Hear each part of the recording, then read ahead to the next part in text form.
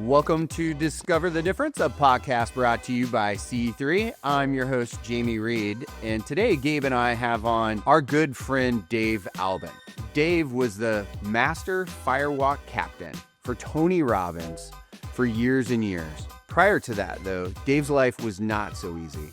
He was in search of help. He went to one of Tony Robbins' events seeking that help with a strong fear of fire. In fact, he talked about how hard he worked to avoid having to do the firewalk, only to be drug up through the process and put on a journey to walk that fire. The outcome changed his life, and now he's changing other people's life.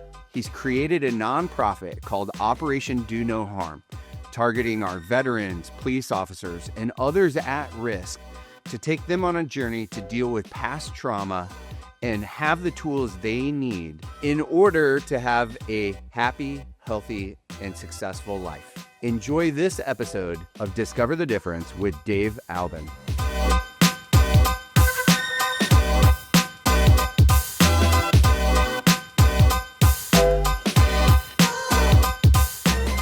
Dave, you're the very first podcast guest that we've had that I've had the pleasure of sharing a house with in the fine city of Modesto, California, of all places, where I got to watch firsthand your firewalk experience. But before we get to that, can we rewind the tape and get a little bit of background on who you are, Dave? And sure, sixth grade, did you just scratch out, I'm going to be this firewalk guy? Or what were your aspirations as a kid that led us in that direction? Yeah, I never saw it coming, Jamie, at all. It was just one of those things, right? I got sober on June 8th of 1988. And when I woke up that morning, I was in rough shape. I was suicidal. I was grossly addicted to heroin and cocaine and alcohol and cigarettes and chocolate chip cookies, which I may still have a problem.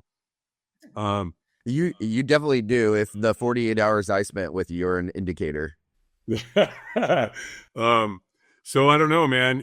I was struggling with the whole suicide thing because I really wanted to do it because I was in so much physical and emotional pain. I knew one pull of the trigger and it's over. And luckily for me, I was married to a woman who had 3 kids and they were my stepkids. And I remember thinking, you know what, man, you pull that trigger, you're going to ruin their life. So suck it up, pal. Come up with a better answer or solution for your problem. And then the thought popped in my head, call Alcoholics Anonymous. Well, what's interesting about that? I didn't know who AA was. I had no references. I had never been to an AA meeting. I didn't know anybody in AA, but there was the thought. So I did. And I got this wonderful woman on the other end of the phone, and she's talking to me, and I've affectionately nicknamed her Madge over the years because she talked like this, man. She was smoking a couple of packs of Pall Mall non-filters, but man, she was a gatekeeper and a damn good one. And she made the decision to have someone come pick me up because that was part of her job. And so they did. They picked me up, took me to an AA meeting. I went to 4 meetings my first day at 12:30, 4:30, 6:30, and 8:30, and it stuck. I felt so at home. And it was an all men's group, and I'm relating to these guys, man, because they're all professional alcoholics, right? They're the best of the best. And so I fit right in, and I just did it, man. One day turned into a week turned into a month, and they gave me a medallion, a chip. And then I got one at 2 months, 3 months, 6 months, 9 months. And then I got that proverbial 1-year chip. And that was, on June 8th. So I'm in my 37th year. So along the way, right, I had insomnia because I was up late at night all the time. Well, guess where Tony Robbins is advertising his programs? He knows the people that are all whacked out are up 2 and 3 o'clock in the morning. So there was his infomercial, man. And I did not like him in the beginning. I thought he was a pompous ass, actually, because, he's all motivated and stuff, right? And I couldn't stand him. And but he said 2 things that got me. The one thing he said is, we'll do more to avoid pain than we will to gain pleasure. And I went, damn, okay, I'm in quite a bit of pain. Maybe I should listen to this guy. But what really got me, he said, the driving force in our life, how do we make decisions? And he said, we make them out of inspiration and desperation. I'm like, well, I'm pretty desperate, man. So I called called up the it's a 30-day program. And they would mail it to you in a big box. Came on these little white things called cassette tapes. Right. So I don't know, man. I plugged them in. I got them. I plugged them in. I did what the man taught me to do, and it worked. Well, that led to me loaning the program to a buddy of mine. And he called me 7 years later, right? This was all going down in 88, 89. Well, he calls me in 1995 and said, hey, man, Tony Robbins is coming to town, man. Come on, you got me into this. Let's go see this dude. And I said, sure, man, I'll go with you. He goes, great, let me call you back. So he calls me back like an hour later, and he goes, done. We pick up the tickets at will call. Here's what they told us to do. Number one, bring a great attitude. I said, okay. You said, be ready to play full out. Drink a lot of water, stay hydrated, bring snacks. You're going to spend a lot of time in the room. What an understatement that is, right? So this is a 4-day event. And just as he's getting ready to get off the phone, he goes, oh, wait. By the way, I need to tell you something, man. We're going to be doing a firewalk. And I remember thinking, oh, hell no. That's not going to happen. What are you talking about? And you know what's funny about that? I didn't even know what that meant. What the hell's a firewalk? I don't know what that means. But obviously the word fire and walk in the same sentence just wasn't something I was going to step into. But hell, you get there, man. Before we get to the actual walk or that what got you, on the coals, what was, what do you think that, what was it that took you to, make that phone call to AA? Because I know you said you're suicidal and you're feeling desperate. Yeah. Somebody hand you the number. And then it's interesting. Did you have relapses along the way? Because you've been around AA long enough to know that most people do. So what kept you? Because it sounds like your story is 37 years. What was it that motivated you differently than most alcoholics? It was such a strong foundation. I was at an all men's group, and they watched over me very closely in the beginning. And I just did what they said to do.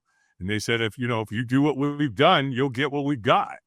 And it made sense. And so I never, and the other part of that is that it scared the hell out of me to go back out, because I knew that I didn't have enough the recovery in me. I was already suicidal that first day. So the idea of going back down that road did not make any sense to me at all. So I just stayed real close. I went to meetings every day. I read the book. I got involved. I started going to prison meetings. I would go to hospitals. I went to rehabs, taking meetings into all those locations. And so it was full immersion, man. I was all in, and it just worked. And so it stuck for me. Dave, I don't think we ever have talked about this. Would you be open to sharing, like, what you've talked about pain a lot already and just, less than 10 minutes. What was it that you were seeking to medicate?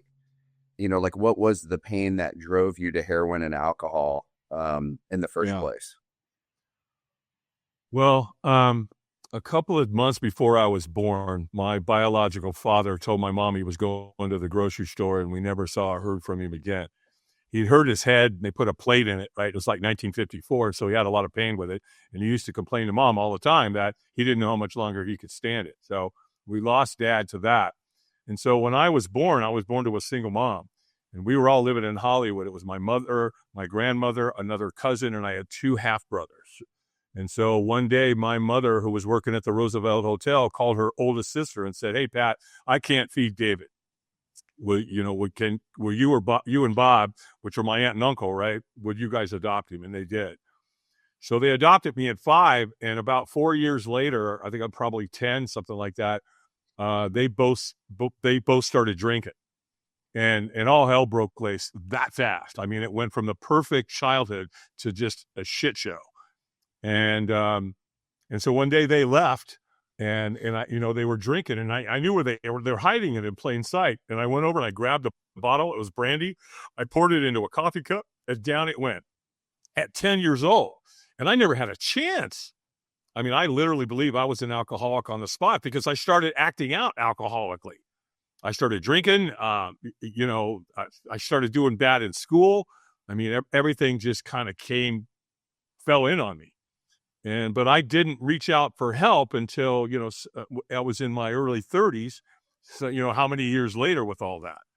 So it was just that, the pain and the suffering and the emotional trauma of all that just, like alcohol was my friend. I could drink it and I felt, euphoric. And I felt like I could conquer the world and all that story, that we start creating about ourselves. And then one day you realize that, when you're drinking, that one's too many and 1,000 is not enough. And once you get to that place, right, it's like it abandons you and it's not doing anything of what you thought it was doing before. And that was addressing the pain. And then, so that was it was that moment that I reached out for AA once I got to that point, not to mention, of course, all the drugs that I piled on top of all that. How does AA help you? It helps you get sober, right? Which is the symptom, if you will. But that original pain of abandonment and being introduced to substance at an early age, like how on the AA journey do you address that pain to resolve that? Yeah, great question. Awesome question. Well, you find that answer in the steps, right? The 12 steps of Alcoholics Anonymous. And if you read through those there, you have to go back and first of all, you have to admit that you've got a problem. Then you've got to admit that there's a power greater than you. And then you have to turn it over to something. Now, whether you want to call it God or the universe or the group or whatever, you just have to realize there's a power greater than you that will restore you to sanity. And then you start taking a fearless and moral inventory of yourself. You start looking at your character defects and your shortcomings. And then you make a list of all the people you've harmed and you become willing to make amends to those people. And then so once you get there, once you kind of clear out all that baggage, you realize in AA that, if I have a problem with a person, place, or thing, problem's me. I'm the one who decides what's going on here. I'm the creator of my own story. And so, and I lucked out, you guys, right? Because I had the personal development industry and AA colliding in my life at the same time. So I just took responsibility for my own shit. And I didn't blame my dad. I didn't blame my mom. I didn't blame anybody. And I'm so glad I didn't do that. I forgave my dad, right? I could have got all wrapped around the axle. My dad committed suicide and he didn't love me. And, I could create all kinds of crap. Nah, I don't know that. I don't know if that's true. All I know is the man was in a lot of pain and I don't know what kind of suffering he was going through. So I chose to love him and forgive him, period. And that paid off really well. And so that steps help you do that is the answer to that. And then the real sauce of the whole thing, the super sauce, is helping other alcoholics achieve sobriety. And then you have your maintenance steps, right? Where you continue to take personal inventory. And when you're wrong, you admit it. And, there's nothing greater than helping another alcoholic achieve sobriety. Because again, you're not just, this ain't the Kiwanis Club, right? This is not the Chamber of Commerce here. This is Alcoholics Anonymous. And they lead that to us, right? We're the ones that are responsible. I loved being a gatekeeper. When a new guy would walk through that door, man, I was on him. And I was there with a cup of coffee and some Oreo cookies and saying, "Hey, man, how you doing?" And so that's what they did to me, right? So it's just duplication. It's almost like a multi-level marketing program, right? You're doing success leaves clues, right? We all most know that, and that's what happens with AA. Dave, what was the hardest part in the beginning? Was it of dealing with that? In the steps that you took to sobriety. Was it shame? Was it abandonment? What was the things that you did? What were the hardest part? Yeah, there's you have to be able to push through the guilt, the shame, and what if I hadn't have done this, or what if I had done that, and what have I missed out on, and all that kind of stuff. I had a really good sponsor, man. He wouldn't let me go down that road. He goes, "That's bullshit," and so there I am, right? So he was a big help with that to make sure that I didn't create my own pity party. As we move into the, you mentioned that you, connected on that Tony Robbins experience, and can you take us to the part where you did your first firewalk and how that, kind of what went through your head? Because, you talk a lot about in your career about fear and how to overcome your own fears. And I don't know, was that kind of the part of the beginning of your journey? So, once I got to the Tony Robbins seminar, remember, I've said no all along the way here. When my buddy called me and told me we're doing it, I'm not saying anything, but in my head, I'm like, oh, hell no, I'm not doing no Firewalk. And, but when you get to his event, right, there's 3,500 people. We pick up the tickets at will call. Tony took the stage at 2:00 in the afternoon. Well, the next thing I know, it's 10 hours later. And I've been in a room with 3,500 people, right, for 10 hours. And, Tony running his mouth. And all of a sudden he goes, take your shoes off. And I'm like, oh, no. I know where you're right. I know where you're going with that, pal. I'm not falling for that. Well, I got a problem. I'm around 3,500 people. Guess what they're all doing? They're taking their damn shoes off, right? And my buddy that I'm with is taking his shoes off. So I'm like, holy shit, what am I going to do now, right? I mean, so I'm like, calm down. It's cool. Just take your shoes off. My buddy's 5'5". So when you get out there, just lose him. He's not going to know. Nobody's going to know. Well, I'm going to know, but that's another story, right? So it gets worse though. So when he gets 3,500 people going out into this giant parking lot where the Firewalk's going to be, he gets everybody to start chanting. So now you got 3,500 people walking out there going, yes, yes, yeah. And I'm going, no, I don't think so. Gets worse. So when you get out there, he's got African drummers. And it's like, so the vibration is dun, dun, dun, dun, dun, dun, dun. So, I mean, it's a dog and pony show, man. It's really awesome. And so when I get out there, I see a moment and I can ditch my buddy and I do it. Boom. And so now my strategy is just go hide in the back. Well, okay, great. Thought that was a great strategy. No, it's not. Why?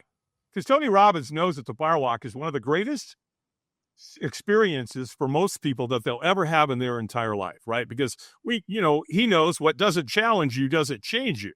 So that's why the Firewalk was brought into his events. So I'm back there thinking I got it all figured out. Well, Tony knows he doesn't want you to miss out. So what does he do? He trains people to come find you. Well, I'm back there all by myself, and all of a sudden here comes this guy, man, out of nowhere. And he makes eye contact with me, and I'm pretty sure Tony trains him. So, once you make eye contact, don't take your eyes off. So he makes eye contact, and he gets about, 20 feet from me. And he's kind of looking at me like a dog that hears a funny noise, right? And he says, hey, man, you okay? And I'm like, yeah, I'm great, man. All good here. I'm fine, man. No problem. Move along.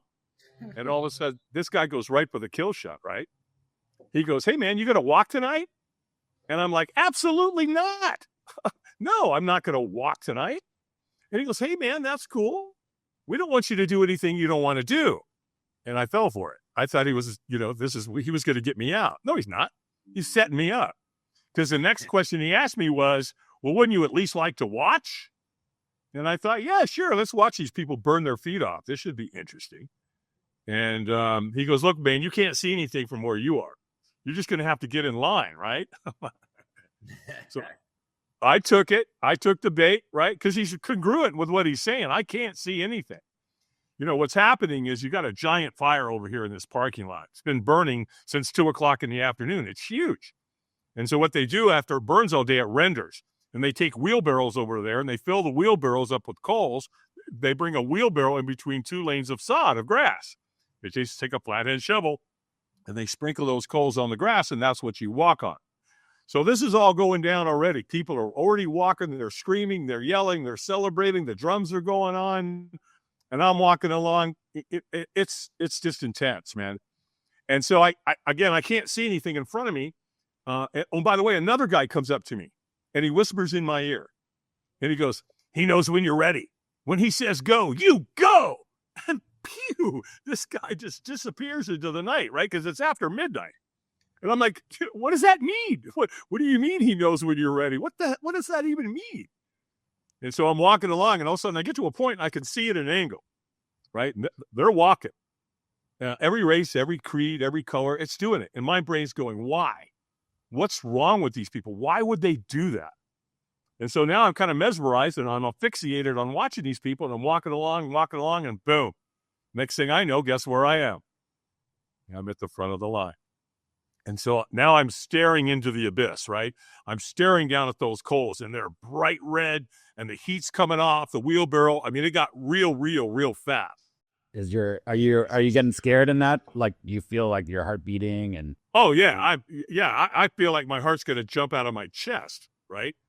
But there's a trainer standing there, and if I'm staring at what I fear, the trainer goes, "Eyes up," and so now I'm startled. Like, I bring my eyes up, right, and he goes, "By the way, I'm in a room with Tony for 10 hours. Guess what he teaches you to do?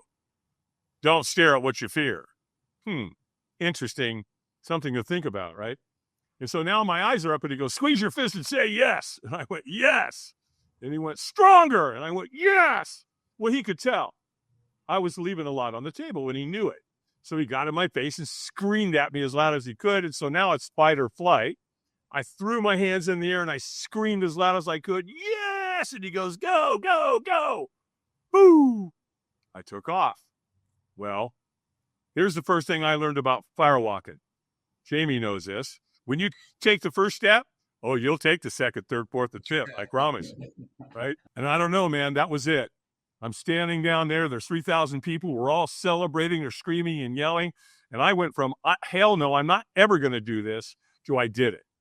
And what was interesting about that is I didn't even know how I did it, but I was successful at it, right? We've done that, right? You do something, you're really cool, and you go, how did I do that? I don't know, but you did it. But I'll tell you what got me. That's what got me here, was the next day. So the next morning, we all come in. We're standing in the foyer getting ready to go into the venue.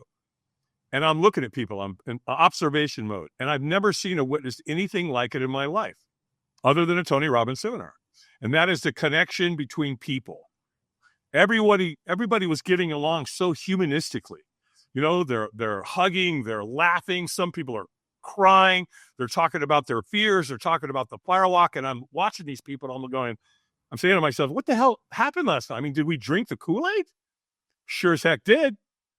And so that was really the moment where my brain went, wow, that's what a firewalk will do. When you bring a group of people together like this, and you put them in that kind of a stressful moment, and they all step through it together, and they get boom, it connects people in an unbelievable way. I'm curious that in that process, because I want to get to Operation Do No Harm, but when I experienced it with you, after the firewalk, you did the heartbeat hug, group hug thing.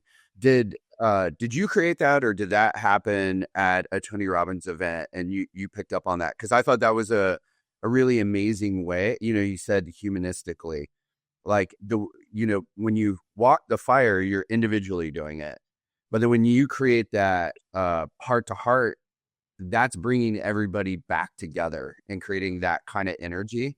Where'd that come from? Well, I created that, but I created off an experience or something that I read. I read in National Geographic, I think back in 2018, they went to Spain, and there was the firewalk, and it was a rite of passage. It was a tribe and a culture of people, and they got permission to come in and film it, and they got everybody to wear a heart monitor. And so what I learned was, as soon as that firewalk started, everybody's heart kind of connected, started beating at the same time, right? It's like a clockmaker, right? If you go into a clock shop and you get the clocks out of sync, 24 hours later, they're all, in sync again, right? And I went, So I'd learned about the heart hug, where you hug the opposite way than what we normally do. And so I said, I think if I do that, that'll connect everybody's heart. And so, so that's where that came from. So now, as you know, we just put everybody in the heart hug. They take 3 deep cleansing breaths. That gets both the hearts to beat together at the same time. And then I'll just go through the group and do it 4, 5, 6 times. And the next thing you know, you've got the entire group and their hearts are beating at the same time. It was really incredible experience. When you talk about fears and overcoming fears, people think about fears as very individualistic. It's like their own fears, and sometimes they feel very lonely. But when you talk about your life history and, moving into AA, where you had your tribe that supported you, and now you think about this the Tony Robbins experience, and it was you have to do it. You actually have to do it, but it seems like you're leaning on a tribe or to help support you to do that and then celebrate it together. Is that something that you how do you think about that? And when you're helping people overcome their own fears? Well, I think it just comes down to the thousands and thousands of people that I've seen Firewalk. And I see what they look like, that moment before they take that first step. They're scared to death. And then boom, a couple seconds later, 6 steps, 7 steps later, they're unleashed, right? They're a completely new person.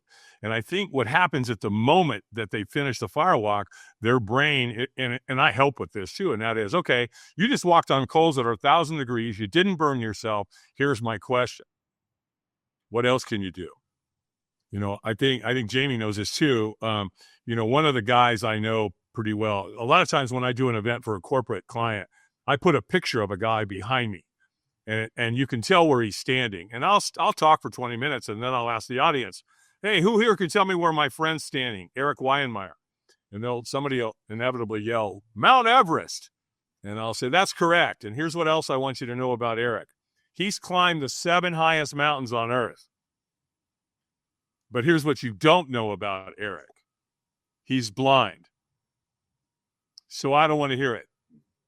Why don't people get what they want in life? Or why do they get what they want in life? There's a story they tell themselves. And we're the architect of that story. So if you want an extraordinary life, create an extraordinary story. How do you go from trying to evade the Firewalk at your first Tony Robbins event to becoming, and there's I forget what you call the head fire guy, like fire chief or fire marshal or whatever it is. How did you become that for Tony Robbins when you started as a guy with a ton of fear, not wanting to do it at all? Yeah. Well, so on day 2 of the event, I met one of Tony's trainers, a guy by the name of Ted Macy.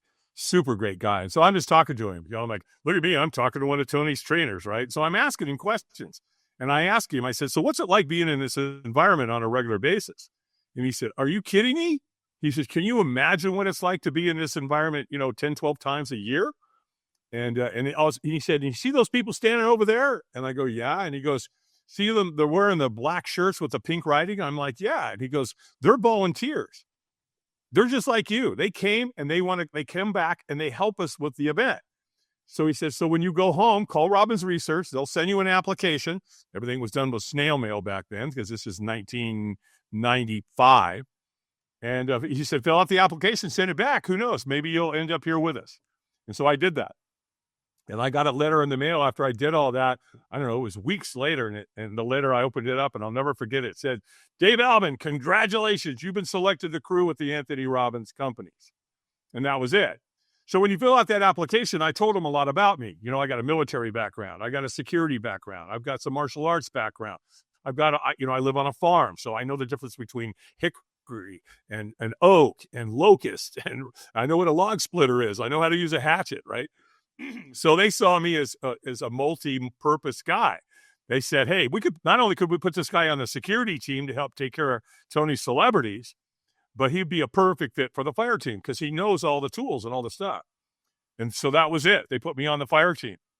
Well, after I crewed, I think probably 6 or 7 times, they came to me and asked me if I would be an assistant manager to the fire captain. And so they say, we'll pay your way. We'll pay you, I think they paid me a whopping $500 an event, but they paid my airfare. They paid for my food, per diem, my hotel and all that, because I was coming out of pocket every time I wanted to go to the event as a volunteer, about $2,000. So my wife liked that because she got tired of me spending $2,000 every time I want to go see this freaking Tony Robbins guy, right? And so once I became an assistant, that was in 95, 96. In 2003, we were doing Date with Destiny. Now, there's no Firewalk there. I was in a security role. And I checked in. I'm in my hotel room, and my phone rang, and it was Mary Glorfield. And she was vice president of operations. She used to work for Ringling Brothers and Barnum and Bailey Circus and was now handling pretty much all the logistics for Tony. She said, "Hey, David, can you come to the office? Tony wants to talk to you." Cool. I get down there, and Tony sits down, and he goes, Tony's very direct. He just cut right to the chase. He goes, "Albie, we love what you're doing for us. And I'd be honored if you would go ahead and would like to offer you the fire captain position," which meant that I would be in charge of all of his firewalks globally. And when I first offered, I said, "Tone, I don't know that I can do that." And he's like, "Really? Can I ask why?" And I said, "Yeah, I homeschool my kids." And he's like, "Oh, hell, I missed that." And he immediately says, "So what if we did this?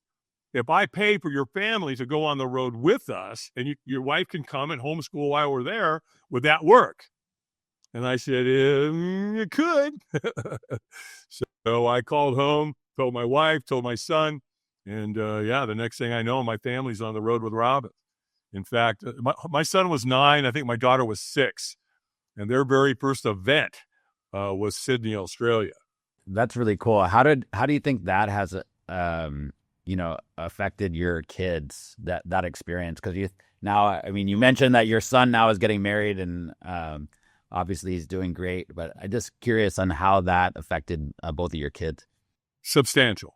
You put them in that kind of an environment, such a positive, encouraging, it's just filthy rich with motivation and, learning and knowledge and wisdom and proximity and being around, lots of celebrities and all kinds of CEOs and all of that. So they got to be part of that. They got to hang out with their dad in the green room and be around it. Tony would interact with them at every event. And so, it influenced them in a big, big way. My kids have been very, very blessed when it comes to being in the personal development industry. That's for sure. You're obviously a passionate guy, and you're somebody who gives back a lot. Can you talk about what inspired Operation Do No Harm and what it is? Yeah, this is the biggie. So I was on a podcast, about a year ago, and I'd done a buddy of mine talked me into podcasting a couple of years ago, and he said, "Man, you got to get out there." And so I said, "Yeah, okay, you're right." So I was on this podcast. I was being interviewed by a pretty well-known podcaster, and we recorded. And after we recorded, we were just talking sidebar, and Natalia said, "So David, let me ask you something. Have you ever done a firewalk for veterans?" And I said, "You mean specifically?" She said, "Yeah." And I go, "No. I mean, obviously we have lots of vets at our events, but I haven't ever designed one specifically." And I said, "Why?" And she goes, "Well, I've got 300 vets." And she goes, "You know what the suicide rate is?" And I go, "Yeah, I heard it's like 22 a day." She goes, "David, that's not true. That's only if they leave a note." She goes, "It's up in the 40s, probably low 50s. I said, "Well, look, I'm in. I'm a vet. My father was a highly decorated veteran, World War II Army officer. So I'm in. But can you give me a couple of days to think about it? Let me formulate this in my head. Let me get my brain around this." And she said, "Yeah, of course." So I went to bed that night, and I woke up in the middle of the night, and it was so clear, you guys. It was like my whole life, everything I've ever done came down to this whole idea. And so there was the idea, Operation Do No Harm. And it dawned on me, there's more than just vets here, right? What about first responders? Because suicide rate is really high amongst them. What about single moms? I was born to a single mom, so that resonated with me. And then, of course, the other side is, what about kids that are being abused and neglected? What can we do with them to use the Firewalk experience and some of the other things that we're doing with all that to help create a divine purpose for them? So I was on another podcast, and as you know, I met Ed Perricott. He's the president of the Rotary, the Sunshine Rotary in Modesto. And Ed said, "Hey, man, we'll bring you out here. My Rotary will pay for it. Would you come do one out here for veterans and first responders?" And we said, "Yeah, absolutely." And so that's when, I called Sanderson. Dave Sanderson is, really well. And then Dave told you, and then we had our conversation. And then, we had the American Weed Company, those guys, they came. And so it's just started building momentum out of that. So, we did that last one. And again, as you referenced, Jamie, about, hanging out in the Airbnb, and you coming to that and created some great footage. And so, that one went off really, really well. And so, we're coming back to Modesto on May 3rd, and we're doing round 2. There's a rumor that Gallo Wine, which is headquartered in Modesto, pretty big company, they know we're coming back, and apparently they've got an interest of some kind in getting involved. So what I had to do is get the 501c side of Operation Do No Harm, get that built, which we did. We've got all the board members that are in place. Sanderson's one of them. And so they've read all the bylaws. They've approved everything. So the board set. I'm not on the board because it would be a conflict of interest, obviously. So that's all set. So now we're filing the paperwork with the IRS for the 501c3 status, and we'll be good. We'll be ready to go from that standpoint. Wow. Can you talk about the impact that you see on these veterans and in this program? What you've seen already? How what is it doing for them that helps them to get from a place of, thinking about suicide or fears or what they're dealing with PTSD to change that? Well, I think the first thing we have to do is kind of back up and identify what's happening, what's going on with these guys, how are these men and women getting to that place? And so when they get deployed, obviously they get over there, and their whole existence is purpose, the purpose of keeping each other alive. So obviously they work as a unit. They're really tight. They eat, sleep, fight together. All of that's going on. And then one day, that dreaded day, and they know it's coming, and that's when they go home. And that's where the problem starts, right? Because they get home and now they're separated. They're fragmented. They're all over the place. And then that self-talk starts to seep in. And so that divine high purpose life that they were living is now gone. And so now depression sets in, and then they turn and they reach for something, right? They're reaching for a drug or alcohol. And the next thing you know, we're losing them. So what the Firewalk and what Operation Do No Harm's driving force, if you will, is to rekindle that purpose. That, they need to know that they're important and that they're loved and that they're appreciated. And that by helping others bring them into Operation Do No Harm, it helps with that divine purpose. So we get them there, we do the board break. We included the board break with the Firewalk. And what that does, it's just a martial arts thing, right? Every dojo in America does it. But what we've added to it is we have them write something on front of the board they want to move towards. They write something on back of the board they need to move away from. I have them write anybody's name on the board that they're in conflict with, right? So if forgiveness and reconciliation is part of that relationship, it ends tonight. You don't drag that kind of stuff around into your future. And then the other important component of that board break is we have them write anybody's name on that board that they've lost. And that's really an important part. So then we take them outside, we show them how to do it. They break the board. They get to throw the board in the fire. After that, then they do the Firewalk. And then, we bring them back to what Jamie asked me earlier about, and that's what I call the Ho'oponopono heart hug. And now we've created that unity and that purpose and the brotherhood and sisterhood of making sure that it's our responsibility to help save our future, our fellow brothers and sisters. Pretty similar to AA, right? We just become gatekeepers again and bring it all back, right? I mean, yeah. You just quickly went through it, but I mean, it's so much more emotional and impactful in person, and especially when we were there, because we're in a barn on a farm in Modesto.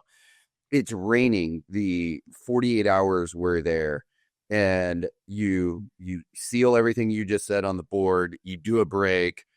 It was a dramatic opening of the barn doors with the fire directly in the background.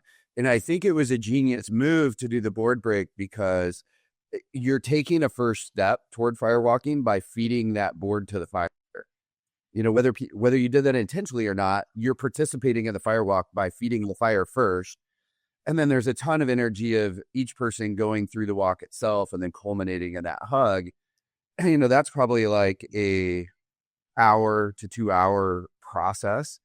Yeah. It's like it kicks off such amazing endorphins, and doing it in the rain with the fire the way it was incredible. I mean, it was a really amazing experience. I appreciate you just inviting us to be a part of it. And where'd you get that concept of putting this all together? Was this your psychology degree or?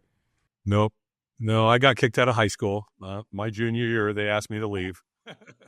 Next try, Gabe. Rejected. Yeah, you're out, pal. I don't know. It was just, I think, just years of experience. The other thing that we're bringing to this to take it to the next level is we're going to use essential oils, right? So it's, and I talked to Tony about this years ago. You didn't want to do it, right? So it was stop, wipe your feet, celebrate. Oh, by the way, smell this. And so they, Ducara, which is a company out of Utah, they made a blend for the Firewalk so that we can give that little bottle of the essential oil to the participant. And then, right when they're in that peak state, when they Firewalk, they get to smell that. Well, that'll anchor it in. So if 2 months down the road, they're depressed, take your bottle out, smell it. It'll take you right back. So we're doing that. And then, of course, we got Zippo. My friends opened the Zippo lighter company. They made a lighter for us that said Operation Do No Harm on it. It's got the flaming feet. And I looked at that lighter as I walked out my door today. It's sitting on my bar. It's really cool. I wanted to ask you to tell that story. Yeah. Well, I got involved with Zippo a while back, a couple of years ago. Great company. If you want an incredible entrepreneurial story, go look up, the history of Zippo, because they started it back during the Great Depression. And not only that, they said this little lighter right here has got a lifetime guarantee. So if it ever stops functioning or working or whatever, send it back to us. We'll replace it. And so Bledsoe, the guy that started the company, man, incredible guy. And so here they are today, right? They're in Bradford, Pennsylvania. I went up there. They invited me up there. They took me on a tour of the plant, the manufacturing plant, which they don't do. They've got a beautiful museum that people that go up there that can go through that and spend all day in a museum. But they took me on the tour. And so they've given us really good pricing to purchase the lighters. And the reason I did that is because during World War II, Zippo made lighters for our GIs that got shipped overseas. And how I know that is my dad had one. And so they carried it. And so what we hear is that when they were over there fighting, when they put their hand in their pocket and they touched that Zippo, it reminded them of something from home. And of course, they smoked a lot during World War II. So there was the Zippo lighter to be able to do that.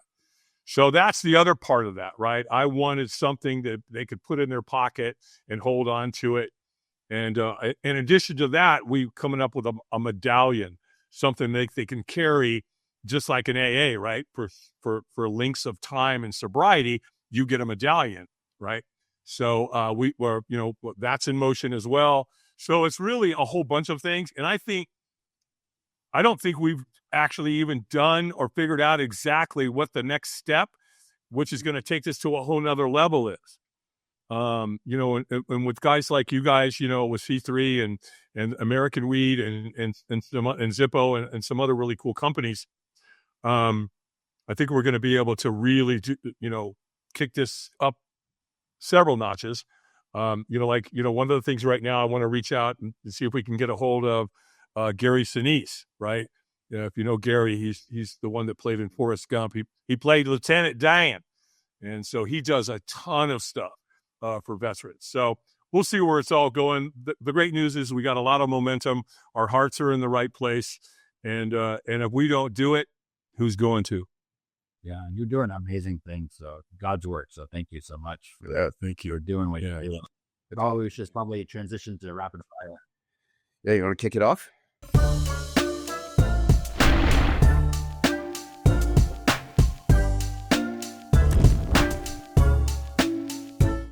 First question. Coolest location you ever firewalked?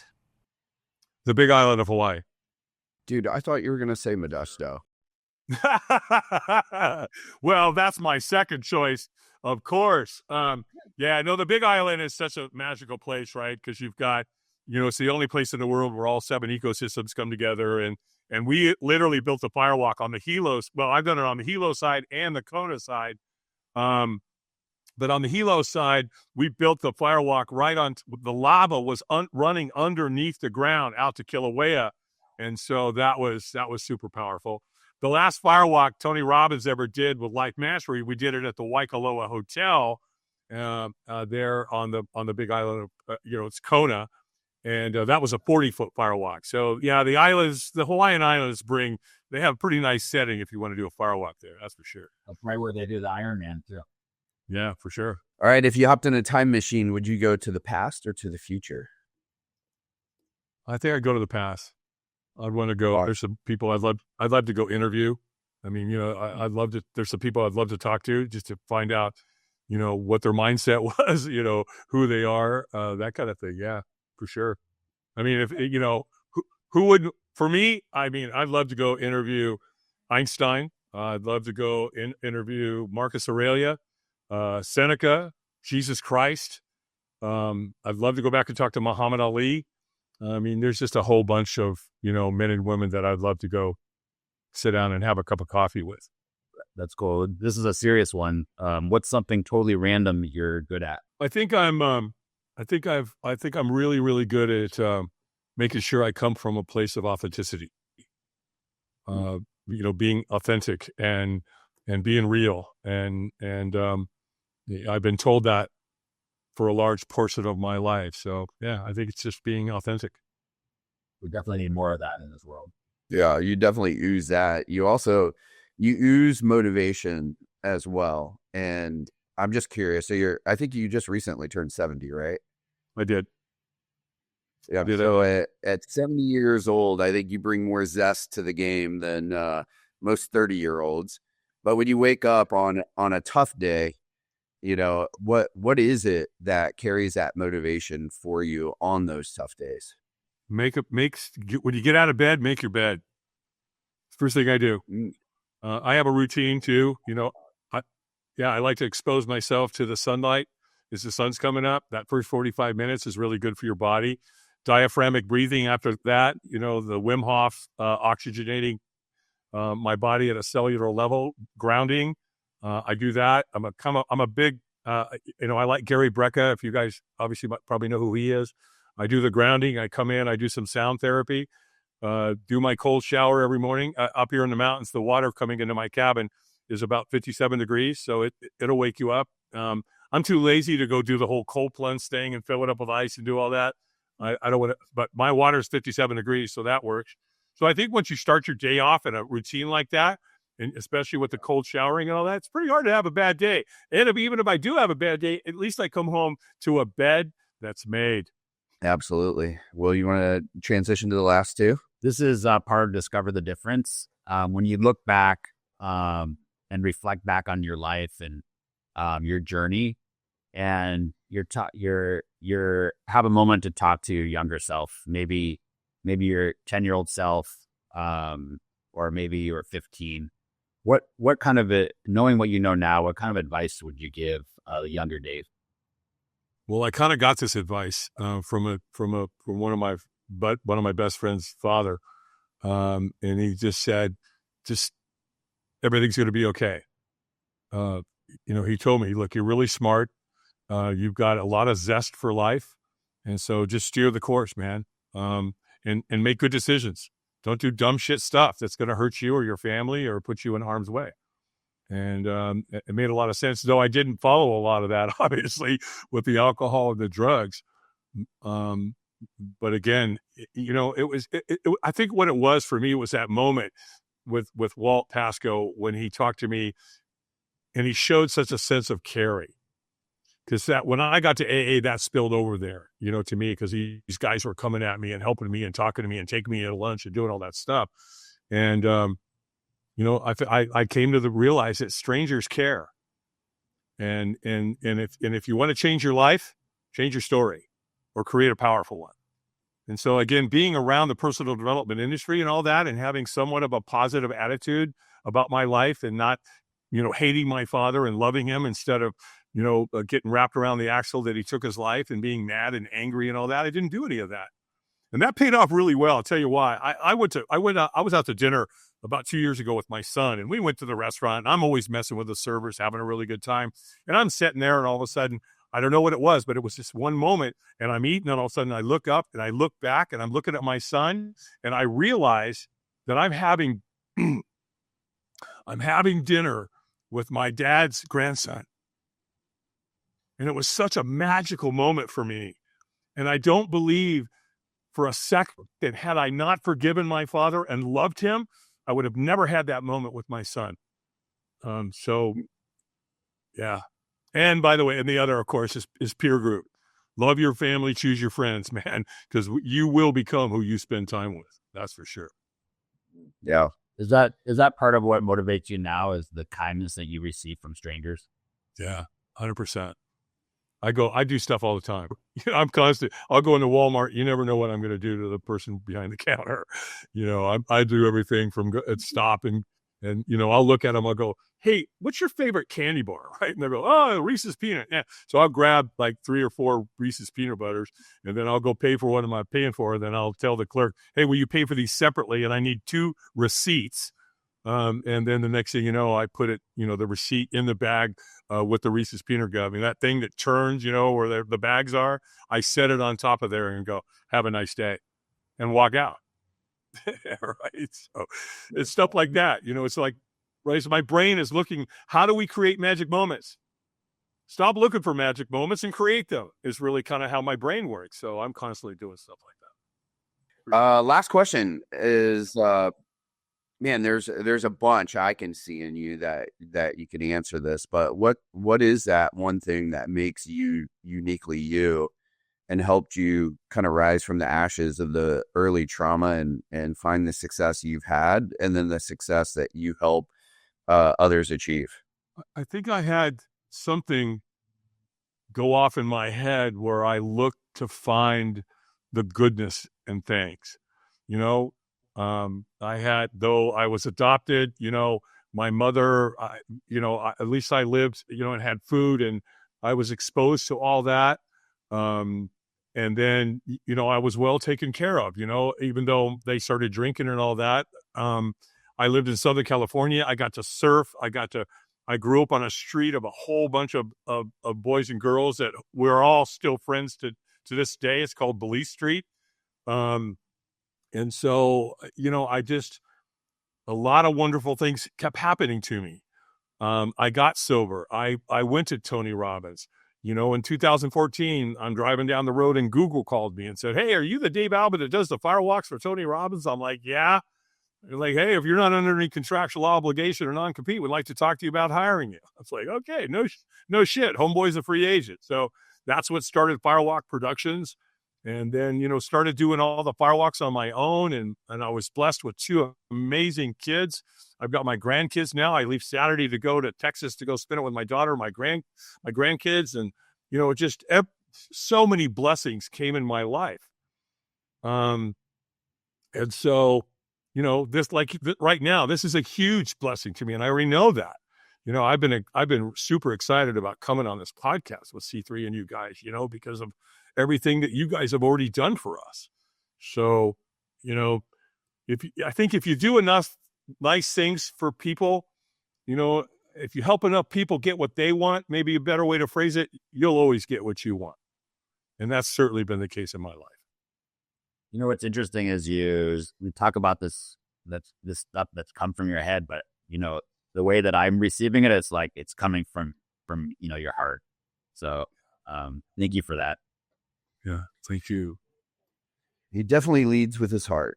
That's what everybody loves about Dave. For those listeners who want to connect with you, whether it's Firewalk Adventures, life coaching, Operation Do No Harm, what's the best way for them to connect to you? Just through the website, firewalkadventures.com.